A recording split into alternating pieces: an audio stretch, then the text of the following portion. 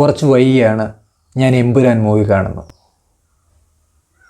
ഒറ്റ വാക്കിൽ പറഞ്ഞു കഴിഞ്ഞാൽ മനോഹരമായ മൂവി, അപാരമായ മേക്കിംഗ്, പല ലെയറുകളുള്ള സിനിമയെ അതാത് മീറ്ററിനകത്തിൽ ഒരുക്കി എൻ്റർടൈൻമെൻ്റ് ആക്കി മാറ്റാൻ പൃഥ്വിരാജിന് കഴിഞ്ഞു എന്നുള്ളതാണ് ഈ പടത്തിൻ്റെ വലിയൊരു വിജയം. നമ്മുടെ അശ്വന്ത് കൂക്കിനെ പോലുള്ള ആളുകളുടെ റിവ്യൂ കണ്ടിട്ടാണ് ഞാൻ സത്യം പറഞ്ഞാൽ ഈ പടത്തിന് പോകായത്. അദ്ദേഹത്തിൻ്റെ റിവ്യൂ ഈ പടവുമായിട്ട് ഒരു ബന്ധവുമില്ല. പിന്നെ സിനിമയിലേക്ക് വരുമ്പോൾ സിനിമയുടെ മേക്കിംഗ് ഒക്കെ അടിപൊളിയായിരുന്നു. പക്ഷേ എനിക്കിഷ്ടപ്പെടാതെ പോയ ഒരു കാര്യമെന്ന് പറയുമ്പോൾ ഗുജറാത്ത് കലാപത്തെ ബേസ് ചെയ്തിട്ടാണ് ഈ ഒരു സിനിമ സഞ്ചരിക്കുന്നത്.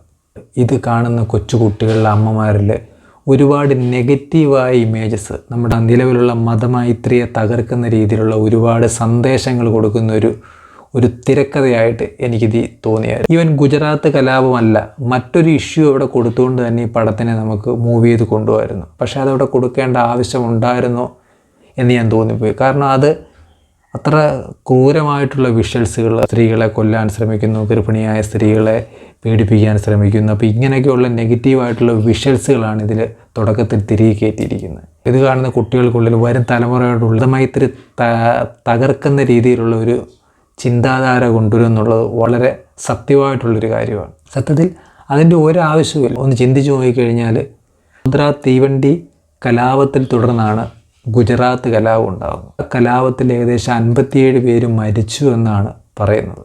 അതിനുശേഷം വലിയൊരു അന്വേഷണം ഉണ്ടാകുന്നു. അതിനകത്തിൽ ആസൂത്രണമായിട്ട് ഒരു പ്രത്യേക ടീംസ് ആസൂത്രണമായിട്ട് അവരിവരെ കൊന്നതാണെന്നുള്ള റിപ്പോർട്ട് കോടതിക്ക് മുന്നാകെ സമർപ്പിക്കുകയും അതിൽ ഒരുപാട് പേര് കോടതിയുടെ നിയന്ത്രണത്തിൽ ശിക്ഷിക്കപ്പെടുകയും ചെയ്തിട്ടുണ്ട്. തെളിവുകൾ അവിടെ ഉണ്ട്. നമുക്ക് അവരങ്ങനെ പറഞ്ഞു ഇങ്ങനെ പറഞ്ഞു എന്നല്ല, കോടതി പറയുന്നതാണല്ലോ നമ്മൾ വിശ്വസിക്കുന്നത്. അപ്പോൾ കോടതി പറഞ്ഞൊരു തെളിവുകൾ അത് ആസൂത്രിതമാണെന്നും അതിൽ തെറ്റ് ചെയ്ത ആളുകളെ ശിക്ഷിക്കുകയും ചെയ്തിട്ടുണ്ട്. അതിന് ശേഷമാണ് അതിനോടനുബന്ധിച്ച് മറ്റൊരു കലഹം, ഈ ഗുജറാത്ത് കലാപം മതകലഹമായിട്ടുണ്ടാകുന്നത്. ചുരുക്കി പറഞ്ഞു കഴിഞ്ഞാൽ ഹിന്ദുസിനെ മുസ്ലിംസ് ആക്രമിച്ചു, മുസ്ലിംസിനെ ഹിന്ദുസ് ആക്രമിച്ചു. അവിടെ രണ്ട് കൂട്ടരും അങ്ങോട്ടും ഇങ്ങോട്ടും ആക്രമിച്ചു. രണ്ട് കൂട്ടരിലുള്ള ആളുകളും കൊല്ലപ്പെട്ടു മതത്തിൻ്റെ പേരിൽ. അപ്പോൾ അങ്ങനെ മതമാണ് കാരണം, മതമില്ലാത്തൊരു ലോകമാണ് നമുക്ക് വേണ്ടത്, അല്ലെങ്കിൽ മതമൈത്രിയാണ് ഇവിടെ വേണ്ടത്. മതത്തിന് വേണ്ടി കൊല്ലുകയും ആകുകയും അല്ല ചെയ്യേണ്ടത് എന്നതാണ് ഒരു സിനിമയിൽ കൂടി നമ്മൾ പഠിപ്പിക്കേണ്ടത്. അല്ലാതെ ഇന്ന ആളുകൾ തെറ്റ് ചെയ്തിട്ടുണ്ടായിരുന്നു, അപ്പം ഇവർ ഒറ്റപ്പെടേണ്ടതാണ്, അല്ലെങ്കിൽ ഇവരെ വെറുക്കപ്പെടേണ്ടതാണ് എന്നല്ല സിനിമയിലൂടെ നമ്മൾ പഠിപ്പിക്കേണ്ടത്. അവരും കുറ്റം ചെയ്തു. ചുരുക്കി പറഞ്ഞാൽ മുസ്ലിം തീവ്രവാദികളും കുറ്റം ചെയ്തു, ഹിന്ദു തീവ്രവാദികളും കുറ്റം ചെയ്തു. രണ്ടുപേരും അങ്ങോട്ടും ഇങ്ങോട്ടും കുറച്ച് പേരെ കൊന്നു.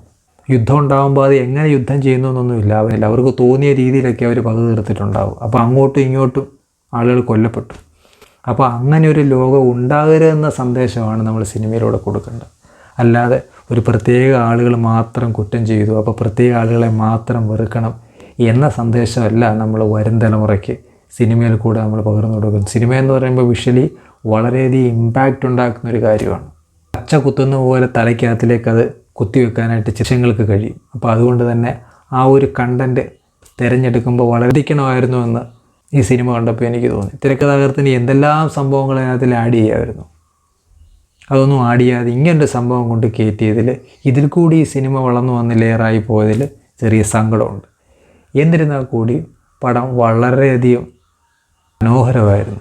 വിഷ്വൽ എന്ന് പറഞ്ഞു കഴിഞ്ഞാൽ ഈ 200 കോടി മുടക്കിയാണ് ഈ സിനിമ ഉണ്ടാക്കിയെന്നാണ് പറയുന്നത്. അപ്പോൾ അത്രയും കോടി അതിനകത്ത് നമുക്ക് കാണാൻ കഴിയും. അദ്ദേഹത്തിന് ഇത്ര ഒരുപാട് ലെയറുകളിൽ കൂടെ സഞ്ചരിക്കുന്ന ഒരു സിനിമയെ അതിൻ്റെ കറക്റ്റ് മീറ്ററിൽ എവിടെ കൊണ്ട് വെക്കണം, എവിടെയൊക്കെ എന്ത് സംഭവിപ്പിക്കണമെന്ന് സംവിധായകൻ കൃത്യമായിട്ട് അറിഞ്ഞത് ചെയ്തിട്ടുണ്ട്.